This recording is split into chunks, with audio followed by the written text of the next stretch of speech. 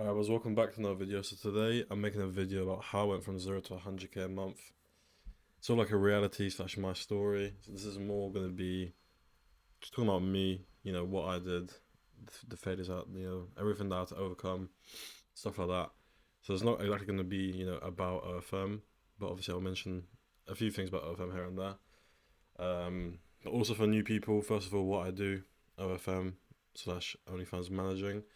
It's basically where you work with creators, and either you pay them like a salary per month, or you just take a percentage. It's full of management, so like the marketing, the chatting on the OF, all of that stuff. That's basically what I do. So, first of all, before I started OFM, I was honestly just a bum, like straight up. I was failing. I was doing engineering in college, but I was failing really bad at it. At first, I was doing pretty good, but then I just sort of gave up with it. Um, and then, I was just doing really bad. I was like smoking every day, stuff like that. And then after that, well, not even after that, during college still, I started doing drop shipping and like reselling clothes, stuff like that, which did go alright. Like it's not like I wasn't making money, but I wasn't making any crazy money. Um, but at the same time, it was sort of like a thing where I didn't really look at it as a business, more as just quick money, and I was still smoking every day. I was still going to college. I didn't really look at it as like I've actually got a business type of thing. It was more just like I'm just making money, easy money. A few months later, I'm not sure exactly how long later, maybe like 3 months later, I found out about OFM. So how I found out about OFM is pretty much I just had a lot of issues with like carrying on with dropshipping because like at one point my bank got not shut down but like temporarily blocked. It was for like 2 months as well. And I just had other problems with it as well, where I was like, you know what, this is like, there's too many issues. Honestly, I was gonna just give up, but I actually had a friend who was doing dropshipping, and he was doing OFM at the same time as well. So this friend, he basically said, you know what, since things aren't going your way with dropshipping, why don't we partner up and do OFM together? I can help you out. So pretty much, I decided to work with him, partner with him. Um, And obviously, because he was already doing it and he knew how it worked, I didn't really have to worry too much about figuring too many things out myself at first. So he sort of got us the first model. Obviously, I was helping with outreach, but I was sort of there, just kind of watching them do it for us. Then we signed our first model, and obviously, I didn't have any experience at all really with it. Obviously, I knew how to do marketing somewhat because of dropshipping. But he was also new to OFM, so I'm pretty sure this was literally his first model also. He just knew how it worked. So obviously it didn't go too well. Um, with this first model, we literally made like 2k a month, I think. Obviously, we were on 50-50 with her. And then if you split it for me and him, that's literally like $500 a month profit. So obviously it's not a lot. So yeah, we were kind of stuck at that point, and we didn't know what else to do.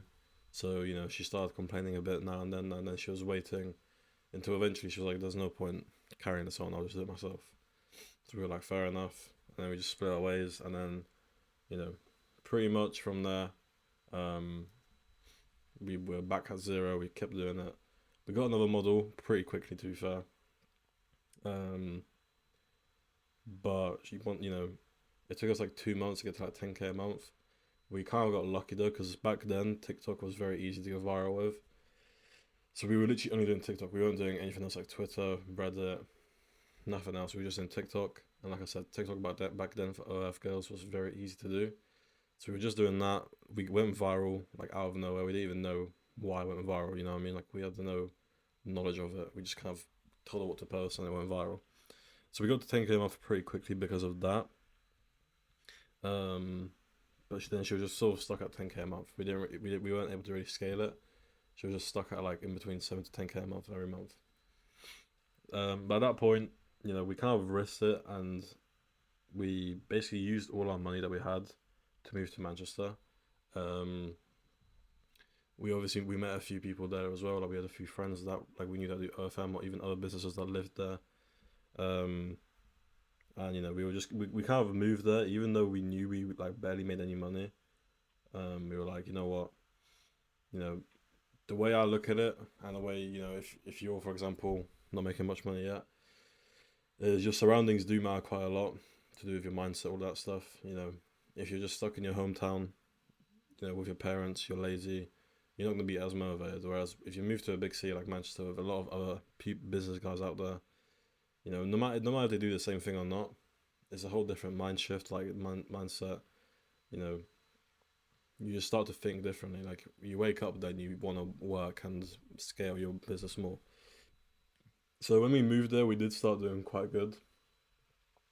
We did start making a bit more money. I'd say around 20K a month.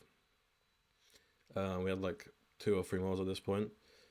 Um, and then a few months later, we met like another friend there. That was doing a different business, but he's like a good friend of ours. We were like with him every day basically.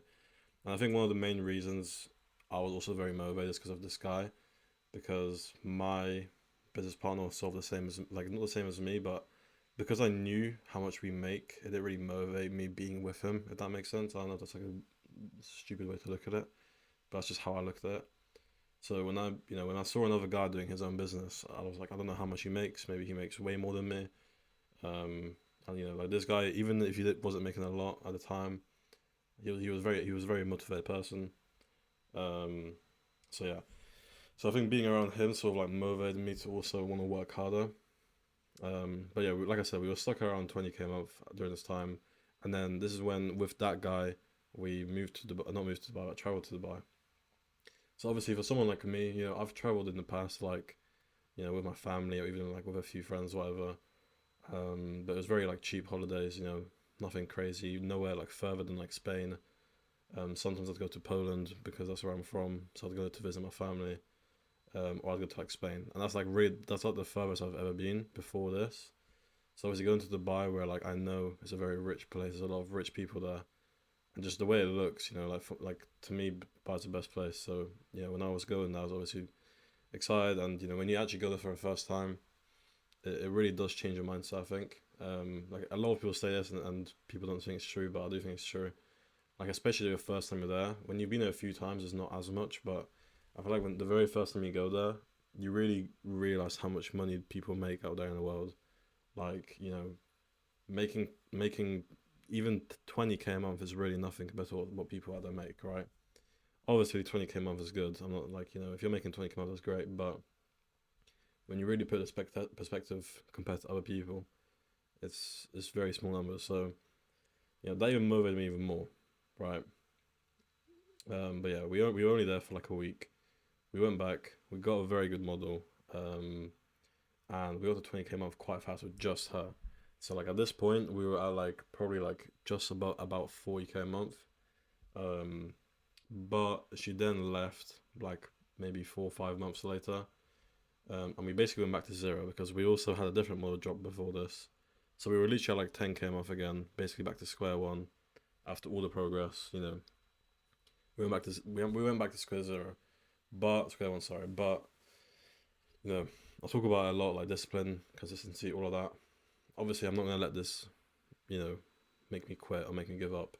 So even though we were back at like 10K a month, um, obviously we kept going.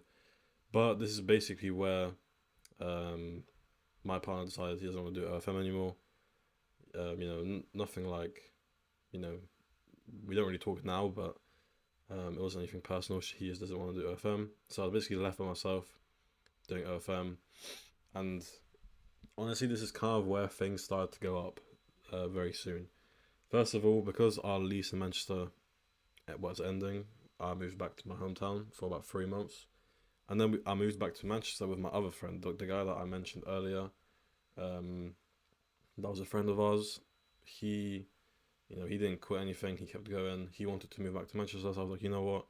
I might as well move back with you. So we moved back. And this is where, like, when I lived with him, someone that does a different business, like, he would randomly come up to me and tell me, oh, I made 1K today, I made 500 today. And it was not really like a competition thing. It's not like it's a competition. It's more just like, sort of, I guess, motivating each other, but also in a way, I guess, like, in a way, it is a competition, but like a friendly competition, you know? Because there would be days where like I would tell him, "Oh, I made this much today," and then he didn't make that much today. So then he wanted to make more. Like if he told me that he made like 1K and I didn't make 1K, then I'd want to make more. You know.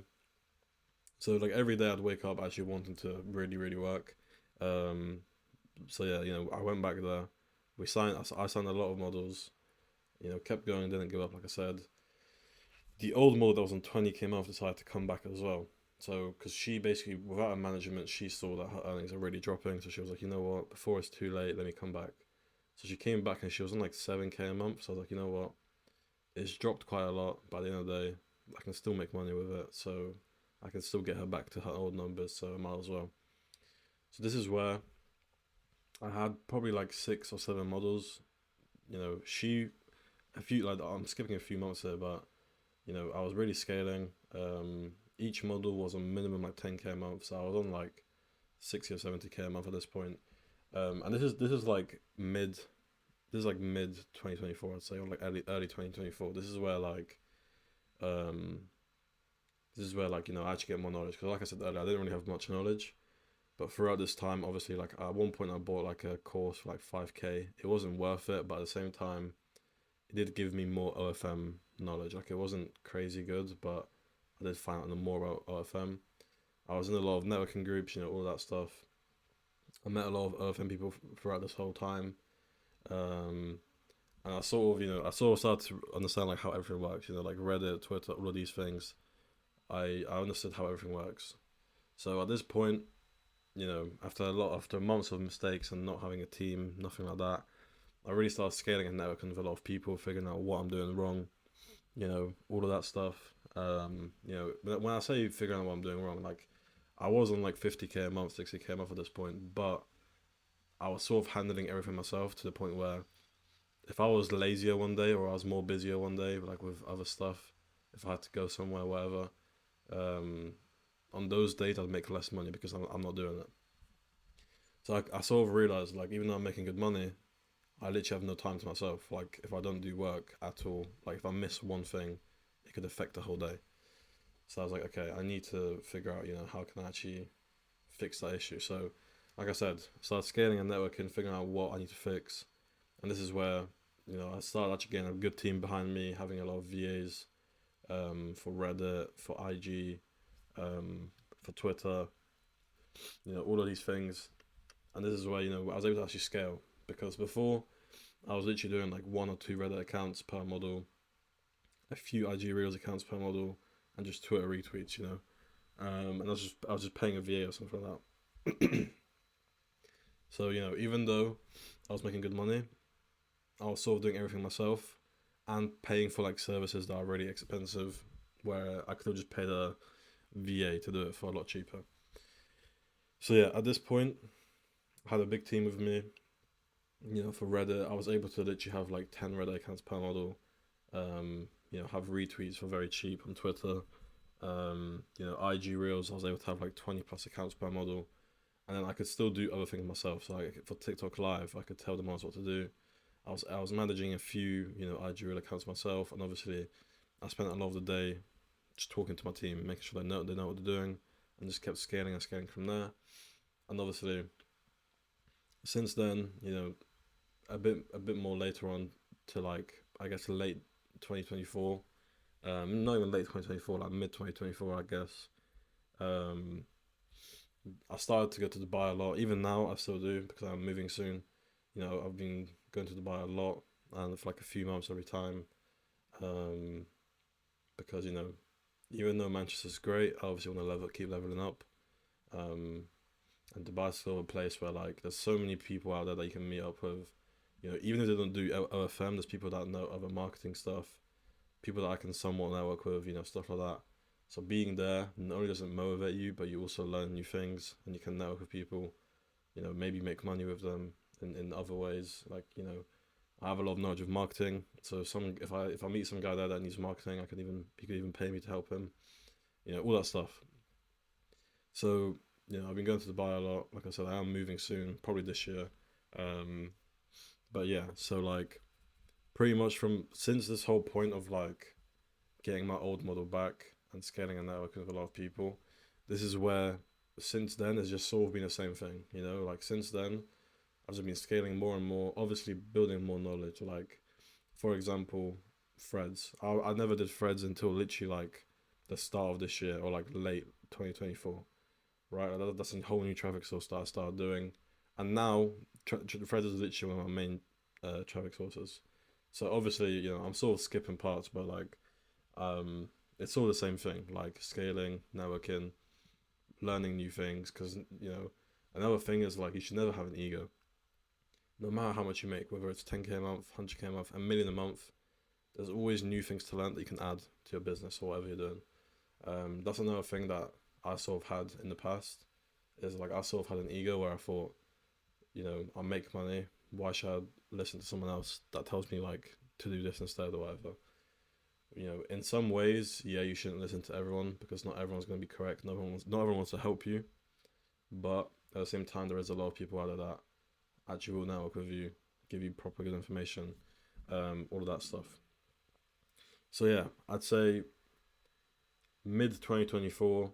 This is where, you know, I've been to Dubai a few times, networking a lot more, scaling. I'm probably at like 120K a month at this point. Um, and yeah, since then, you know, like I said, to this day, still scaling, still networking, going to Dubai a lot, moving soon. Um, that's pretty much it, you know. Obviously, there's new methods now, like with Reddit. There's different ways to there's different ways to scale it and even run Reddit in general. You know, TikTok doesn't work the way it used to, like I said earlier. So we don't even do TikTok anymore. We just do TikTok Live, IG Reels, you know, all of that stuff. Obviously, this is why like networking and just having people around you that know their stuff is important because things do change in business no matter what industry you're in. But I feel like RFM is a very important one for this. Is that things do change, the way you market does change, you know, the way the platforms work change. So if you don't know what the like how to resolve it, you will just end up being stuck and just end up losing more and more money. Um, and yeah, that's pretty much where I'm at. You know, the main things that I would say that actually matter is number one, consistency. You know, without consistency, you could have all the knowledge in the world, but you know, if you're just lazy or you're not consistent, you do it like once today, then nothing for the next 2 days, and then again, you're just gonna be stuck. You might make a bit of money, but you know, you're not gonna end up getting to 100K a month. Whereas there might be a guy who has very basic level knowledge, but he, for example, works every day, very hard working, very consistent, knows what to do with the knowledge with the knowledge he has, and you know that guy would literally lap you because you know he's a lot more consistent, he's doing everything he knows and does it correctly. So yeah, number two is systems. Like I said, I was stuck not making too much money for a while because I was trying to do everything myself until I actually started building proper systems, having good VAs, having good teams around me. You know, for chatting, for marketing, everything to OFM. That's when I really started seeing my revenue increase by massive amounts because, you know, like I said, you can't do everything yourself, especially in an industry like this where there's a lot of things you can do, like a lot of different marketing, chatting, you know, outreach, all of these things that you have to do. You can't handle it all yourself and expect to make hundreds of thousands of dollars. Now, um, number three is discipline. You know, like I said, there's been a lot of times where I've had a model, she's made money, then she quit or left my agency. I got a model 20K a month, and then she left, and I went back to zero almost. You know, a lot of these type of things, a lot of people, like yeah, I even see it to this day. A lot of people, they'll do really well. They'll sign a model, make like 20K a month, 5K a month, whatever it might be. But then that model might either slow down or she might just leave the agency, and because of because of that, they'll just end up quitting and just giving up completely, basically. Um, and that's you know that is literally the number one thing. You know, if you don't have discipline and you just sort of give up on it and just don't put much effort into it, like you say you do, but you're not actually doing it. You're just playing games all day. Then obviously you can't expect to make any money. I'd say at that point. But yeah, that's pretty much it for this video. Like I said, I didn't talk too much about like FM as in like marketing strategy and all that. More just about my story and the reality of it. But yeah, thank you for watching.